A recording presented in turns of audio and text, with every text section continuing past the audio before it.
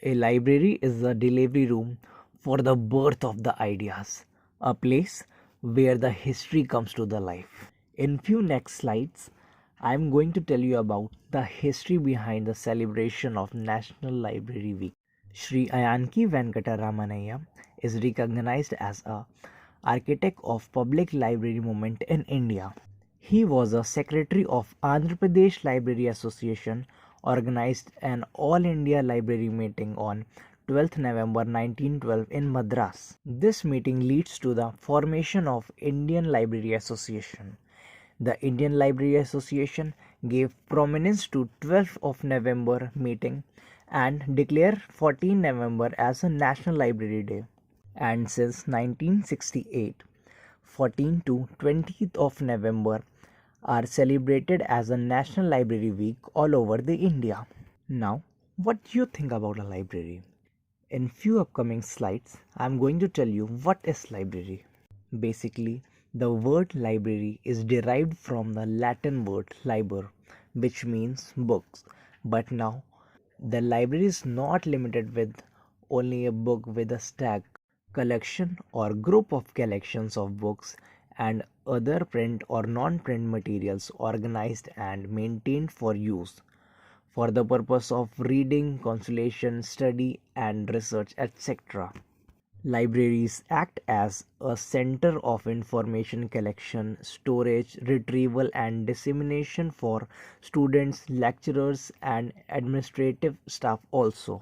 If we talking about a school library, the special classroom where a judicious collection of books and materials like toys, model, pictures, photographs, etc. are collected and displayed.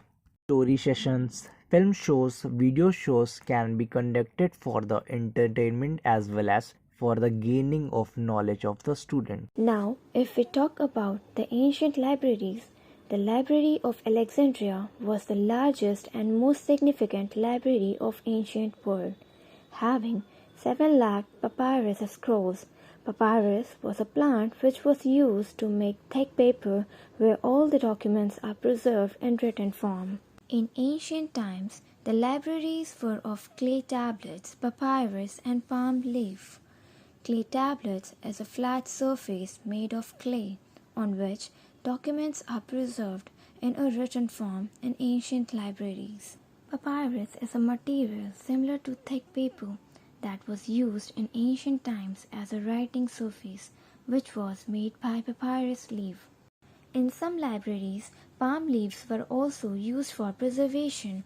Palm leaves manuscripts are manuscripts made out of dried palm leaves.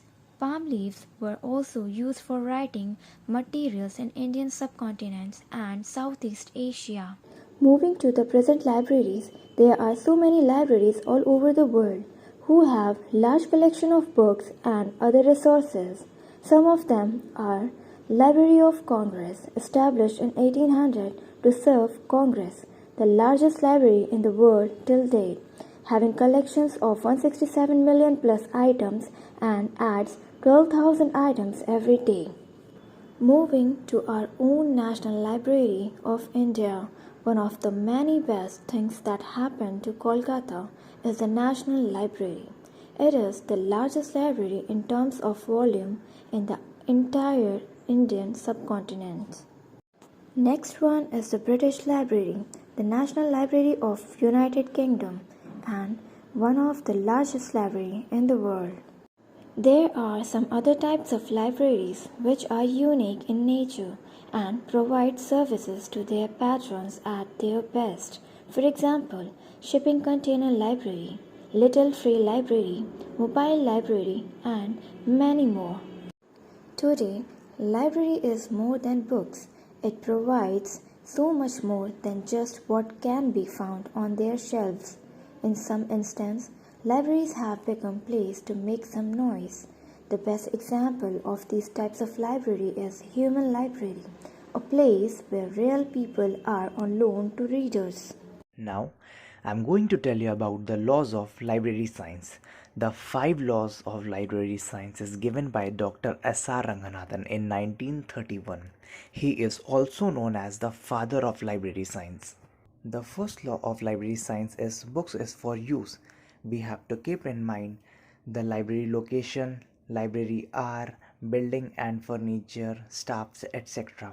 So more and more people can connect to the library easily.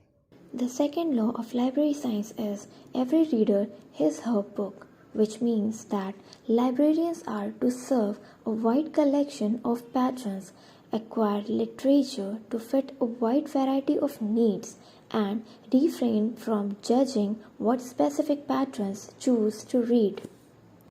The third law of library science is every book its readers. We have to provide a facility to our users of open access, display new arrivals, providing them a reference services, publicity of our library so that they cannot feel any difficulty to access their books which they want to read. The fourth law of library science says save the time of the readers. A library user must be assumed a busy person. It is essential to keep the reader satisfied, and a reader will be satisfied most if his/her time is saved. That is, if he gets the needed service in minimum possible time. The fifth law of library science is a library is a growing organism. As we all know that this is the era of information, so we need to be a flexible to increase our stock capacity of books and also increase furniture and building capacity for the user when we need. Do you know the expression invisible college to designate group of researchers working in a similar area who maintain informal contact with one another? Do you know?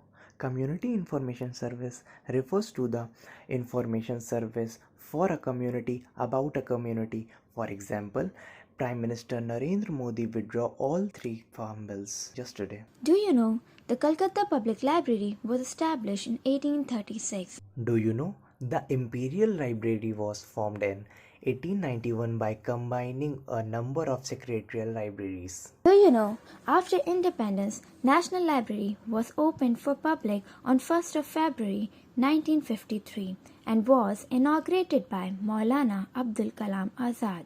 Do you know? The B.S. Keshwan was the first librarian of National Library of India. You prefer doctor instead of medical stores because a doctor can prescribe you a best medicine for you. Similarly, Google can give you a thousands of information, but a librarian can give you a right one.